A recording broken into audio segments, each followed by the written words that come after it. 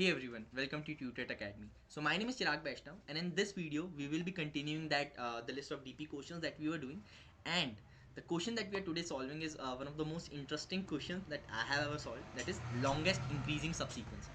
So it's a really interesting question, and it's one of the standard problems in dynamic programming. Also, it is having a lot of variations, right? So it's commonly known as LIS, and in this LIS, longest increasing subsequence, a lot of more variations are also there, right?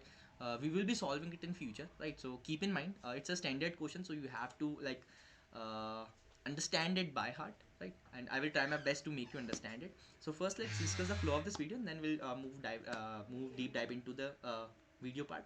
So first, we will be discussing the questions. After that, we will be discussing the logic that on which thing we will be building the solution, and after that, we will be getting to our solution, right?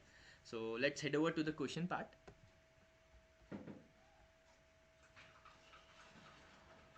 Okay, so here we are. So it is being written that given an integer, return the length of longest strictly increasing subsequence, right?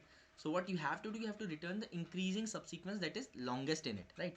And what you have to do, this question is simple state that you're given an array, you have to return the subsequence that is increasing, that is in a increasing order, right? And it should not be continuous, it should not be continuous, that's only the subsequence. So I hope you all are clear about what is subsequence, right? So subsequence, let me just make you understand.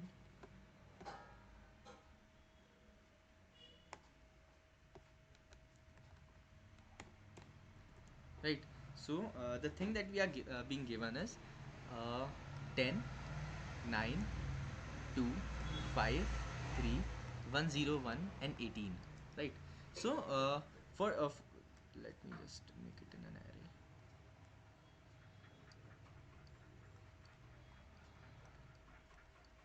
Right, so this is the particular array. So in that, what you have to do, you have to find the longest increasing subsequence. So what longest increasing subsequence, or standardly known as LIS, represent?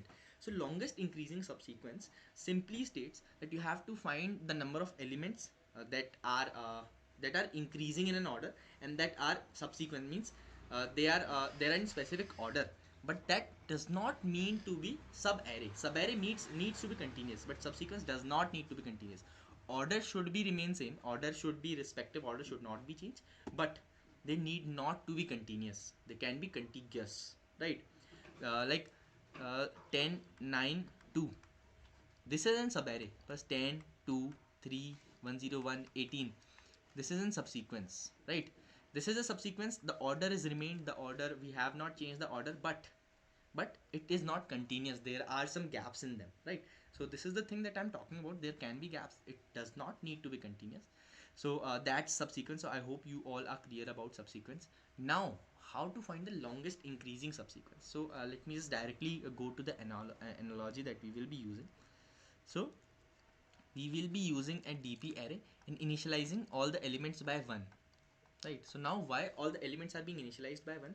All the elements are being initialized by 1 because at each at each element, one element is always a longest increasing subsequence. Also, longest increasing means that it should not be equal to either, it should be only increasing, right? So in the case of 10, okay, it is initialized by 1, so we will start with here, right? So if we are here at 9, if we are here at 9, what is the element before 9 that is just smaller than 2? So no element is before 9 that is smaller than that, so we will move to here. So what element before 2 is smaller than 2? So no, there is no element is smaller than 2, then we'll move to here. 5. So what element before 5 is smaller than 5, right? So we are having 2 that is smaller than 5, and what is the count? 1. So we will make that count add in our recent, so it will now be 1 plus 1 2, right? So and this 2, what this 2 is happening is 2 comma 5, right? Now we went to 3. So what is the element before 3 that is just small than 3? So we are having 2 here. What is the count of 2? 1. So it will be 2 again, and this count will be 2 comma 3, right? So here we are.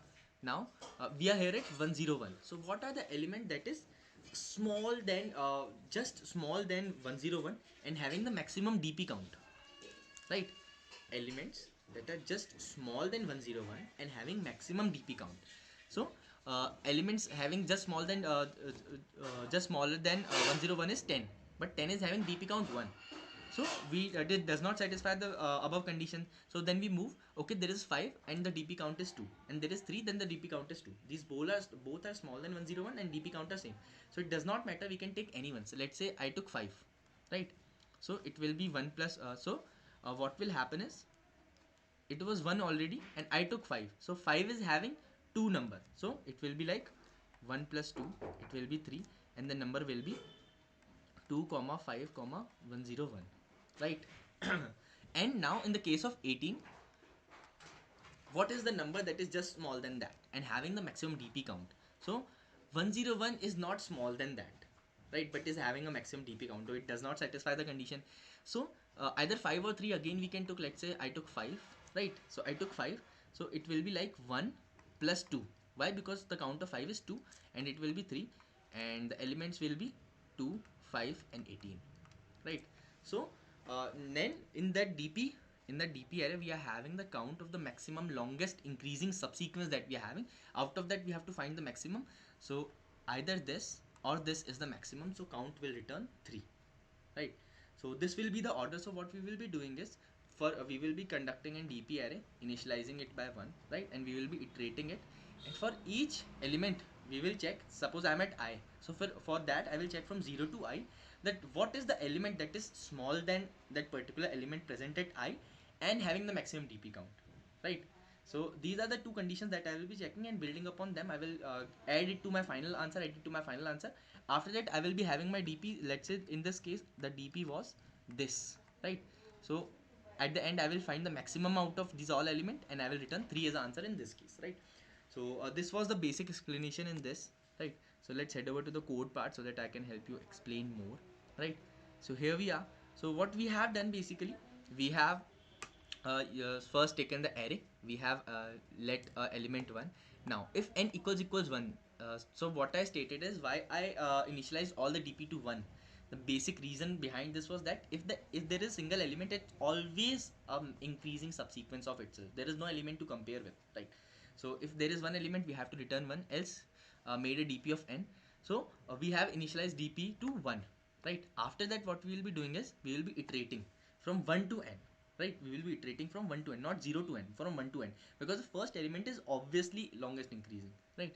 Now from j0 to ji, because if I am at ith element, I will check from 0 to I minus 1.